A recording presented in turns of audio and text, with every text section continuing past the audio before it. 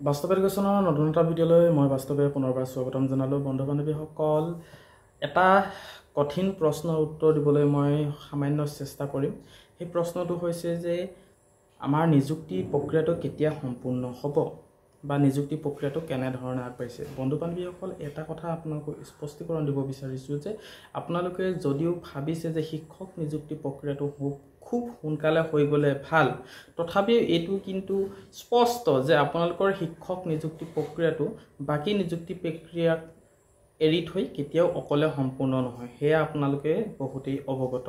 ADRE third গ্ৰেডেই হওক, fourth গ্ৰেডেই হওক বা আমাৰ শিক্ষক নিযুক্তি প্ৰক্ৰিয়াটো সম্পূৰ্ণ এটা একেলগে হোৱা প্ৰক্ৰিয়া, আৰু এইটো অসম চৰকাৰৰ দ্বাৰা এটা বৃহৎ নিযুক্তিৰ ভিতৰত সাঙুৰি ল'ব বিচাৰিছে।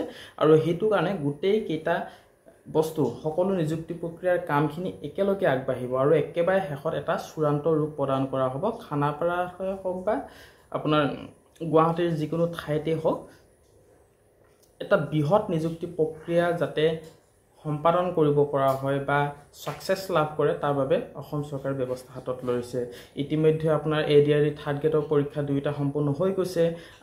এই মাহটোতে আপোনাৰ ADRE ফ'ৰ্থ গ্ৰেড পৰীক্ষাবিলাক অনুষ্ঠিত হ'ব। যিহেতু ADRE ফ'ৰ্থ গ্ৰেডো আপোনাৰ ড্ৰাইভাৰৰ যিখিনি পোষ্টৰ কাৰণে আছিলে আবেদন প্ৰক্ৰিয়া বা ইণ্টাৰভিউ, এইখিনি হৈ গৈছে। এতিয়া ফ'ৰ্থ গ্ৰেডৰ দুই এটা এক্সাম হ'বলৈ বাকী আছে, আৰু এইকেইটা এক্সাম হোৱাৰ পাছত আপোনাৰ অন্যান্য পুলিচৰ ইণ্টাৰভিউবিলাক আছে, ফিজিকেল টেষ্টবিলাক আছে। গতিকে এই সকলোবিলাক কাৰ্যৰ লগতে আমাৰ সাঙুৰি পৰে শিক্ষক নিযুক্তি প্ৰক্ৰিয়াটো। বাকীবিলাক নিযুক্তি প্ৰক্ৰিয়া যিহেতু অকণমান লেহেমীয়া গতিত যাব, অকণমান নাই কমেও আপোনাৰ 1.5-2 মাহ সময় লাগিব। গতিকে এই যদিহে আমি চাওঁ শিক্ষক নিযুক্তি প্ৰক্ৰিয়াৰ পৰা অকণমান বিৰত থাকি পিনে ADRE ক্ষেত্ৰত যদি আমি মন কৰোঁ, তেনেহ'লে যোৱাবাৰ যদি আপোনালোকে মন কৰিছে, নাই কমেও 2 পৰা 3 মাহ সময় লৈছিলে, হয়নে নহয়? পৰীক্ষা দিয়াৰ পৰা 2-3 মাহ সময় লৈছিলে, তাৰ পাছত আপোনাৰ নিযুক্তি প্ৰক্ৰিয়াটো সম্পূৰ্ণ হৈছেগৈ, হয়নে নহয়? ঠিক তেনেদৰে এইবাৰ আপোনালোকে যদি মন কৰে, তেনেহ'লে আপোনালোকে চাব আমাৰ যিহেতুকে ছেপ্টেম্বৰ অক্টোবৰ মাহত ADRE থাৰ্ড গ্ৰেড ফ'ৰ্থ গ্ৰেডৰ পৰীক্ষা হয়, তেনেহ'লে অক্টোবৰৰ শেষৰ ফালে যিহেতু শেষ হ'ব, গতিকে নৱেম্বৰ, ডিচেম্বৰ, জানুৱাৰী, ফেব্ৰুৱাৰী, মাৰ্চ, নৱেম্বৰ, ডিচেম্বৰ, জানুৱাৰী, এই 3 মাহ আমাৰ লিষ্ট ওলাওঁতে প্ৰভিজনেল লিষ্ট ওলাব। তাৰপাছত আপোনালোকৰ ডকুমেণ্ট ভেৰিফিকেশ্যন হ'ব বা অন্যান্য বিভিন্ন ধৰণৰ ভাইভা ইণ্টাৰভিউবিলাক হ'ব। এইবিলাক হোৱাৰ পাছত আপোনালোকৰ 3 মাহ সময় যিহেতু লাগে, নৱেম্বৰ, ডিচেম্বৰ, জানুৱাৰী, ঠিক আছে।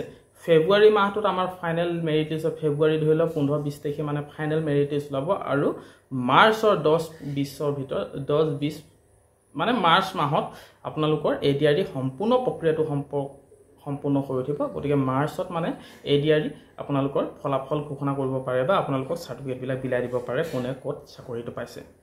সেইফালৰ পৰা যদি আমি চাওঁ, তেনেহ'লে এতিয়া যিহেতু ADRE পৰীক্ষা মাৰ্চ মাহত নিব পৰাকৈ সম্পূৰ্ণ চৰকাৰ সাজু হৈছে, ঠিক তেনেদৰে আমাৰ অসমৰ শিক্ষক নিযুক্তি প্ৰক্ৰিয়াটোতো যদি মন কৰোঁ, এতিয়া যিহেতু ভেৰিফিকেশ্যন চলি আছে আৰু যথেষ্ট ল'ৰা ছোৱালী ছাত্ৰ ছাত্ৰীৰ চাৰ্টিফিকেটবিলাকে যিহেতু কাম চলি আছে, আপোনালোকৰ এতিয়া ভেৰিফিকেশ্যন চলি আছে, জানেনে? 2-3বাৰ ভেৰিফিকেশ্যন হ'ল আৰু ভেৰিফিকেশ্যন 2টামান হ'ব। তাৰ পাছত আপোনালোকৰ প্ৰভিজনেল মেৰিট লিষ্ট প্ৰকাশ পাব।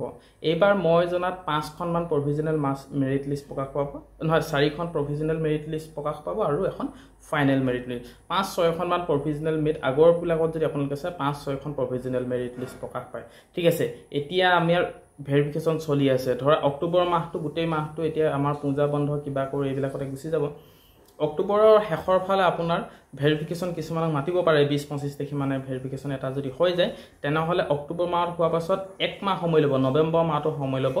ডিচেম্বৰ মাহৰ পৰা আপোনালোকৰ ডিচেম্বৰ যদি ফাৰ্ষ্ট উইকত যদি আপোনালোকৰ প্ৰভিজনেল মেৰিট লিষ্ট প্ৰথমখন প্ৰকাশ পায়, দ্বিতীয়খন ডিচেম্বৰৰ লাষ্ট উইকত প্ৰকাশ পাই যাব। ডিচেম্বৰত মানে 2খন প্ৰভিজনেল মেৰিট লিষ্ট প্ৰকাশ পাই যাব। জানুৱাৰী মাহত মাঘৰ বিহুৰ আগে এখন আৰু মাঘৰ বিহুৰ পাছত এখন, 4খন প্ৰভিজনেল মেৰিট লিষ্ট প্ৰকাশ পাই গ'ল। আৰু ফেব্ৰুৱাৰী মাহৰ 15 তাৰিখৰ আগে বা ফাৰ্ষ্ট উইকতে, ফাৰ্ষ্ট ছেকেণ্ড উইক ইমানখিনিতে আপোনালোকৰ ফাইনেল মেৰিট লিষ্টবিলাক প্ৰকাশ পাই যাব। আৰু মেৰিট লিষ্ট প্ৰকাশ পোৱাৰ খুব বেছি 20 দিন, 25 দিন, 15 দিনৰ ভিতৰত, অৰ্থাৎ মাৰ্চ মাহৰ 10-15 তাৰিখৰ ভিতৰত আপোনালোকক চাৰ্টিফিকেটবিলাক বিলাই দিব, যাতে 1 এপ্ৰিলৰ পৰা আপোনালোকে চাকৰিত জইন কৰিব পাৰে। গতিকে সৰু সুৰাকৈ যদি আপোনালোকে অধ্যয়ন কৰে, এইবিলাকত যদি অকণমান চকু দিয়ে, তেনেহ'লে মই জনাত মাৰ্চ মাহৰ আগে আগে আপোনালোকৰ নিযুক্তি প্ৰক্ৰিয়াটো সম্পূৰ্ণ ৰূপ লাভ কৰিব আৰু আপোনালোকে 1 এপ্ৰিলৰ পৰা নতুন চাকৰি জইন কৰিব। সেয়া ADR থাৰ্ড গ্ৰেড ফ'ৰ্থ গ্ৰেডেই হওক বা আমাৰ শিক্ষকসকলেই হওক। গতিকে বন্ধু বান্ধৱীসকল, আজি মই এটা কঠিন প্ৰশ্নৰ সমাধান দিবলৈ চেষ্টা কৰিলোঁ। যদিহে কিবা খোকোজা আছে তেনেহ'লে আপোনালোকে আঙুলিয়াই দিব আৰু বাস্তৱ এডুকেশ্যন চেনেলটো চাই থাকিব। ধন্যবাদ। জয় অসম।